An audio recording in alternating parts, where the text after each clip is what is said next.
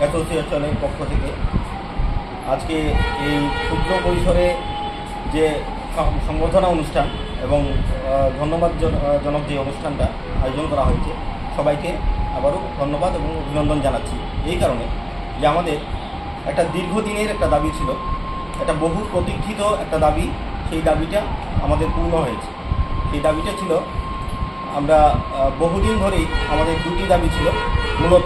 প্রথমত একটা হচ্ছে রেগুলারাইজেশন, যেটা এখনও পর্যন্ত রেগুলারাইজেশন যেটাও নিয়মিতকরণ সেটা এখনও হয়নি, কিন্তু নিয়মিতকরণ না হলেও আমাদের যে দ্বিতীয় দাবিটা রয়েছে সেটা ছিল 2018 আরওপি অনুযায়ী আমাদের বেতন কাঠামোতে নিয়মিত সরকারি কর্মচারীরা যেই বেতন কাঠামো অনুযায়ী তারা বেতন পান, বিগত দিনগুলোতে পেয়ে আসছেন, সেই বেতন কাঠামোতে আমাদেরকে অন্তর্ভুক্ত করা হয়েছে।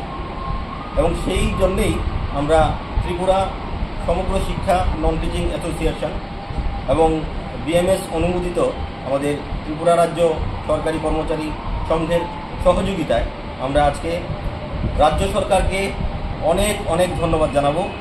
রাজ্য সরকারকে অনেক অনেক ধন্যবাদ জানানোর পাশাপাশি আমরা ধন্যবাদ জানাবো আমাদের ত্রিপুরা রাজ্যের জনদরদী মুখ্যমন্ত্রী ডক্টর প্রফেসর মানিক সাহা মহোদয়কে।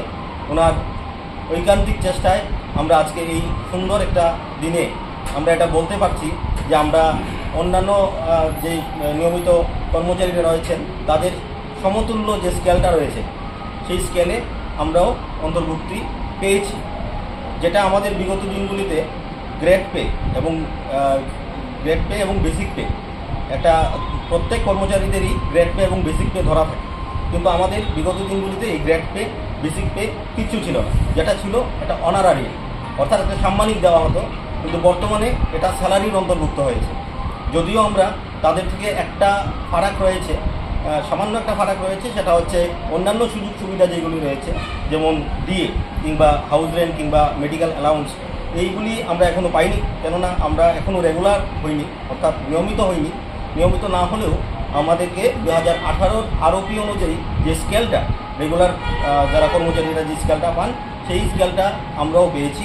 সেই জন্য আমি আবারও ধন্যবাদ জানাবো আমাদের রাজ্য সরকার, রাষ্ট্রবাদী এই রাজ্য সরকারকে ধন্যবাদ জানাবো, আমাদের জনদরদী মুখ্যমন্ত্রী ডক্টর প্রফেসর মানিক সাহাকে। সেই সাথে ধন্যবাদ জানাবো আমাদের সমগ্র শিক্ষা প্রকল্পের অধীন যে সমস্ত ঊর্ধ্বতন কর্তৃপক্ষরা রয়েছেন, ওনাদের ঐকান্তিক চেষ্টায় যেটা সফল হয়েছে, আজকের এই স্কেলটা আমরা পেয়েছি।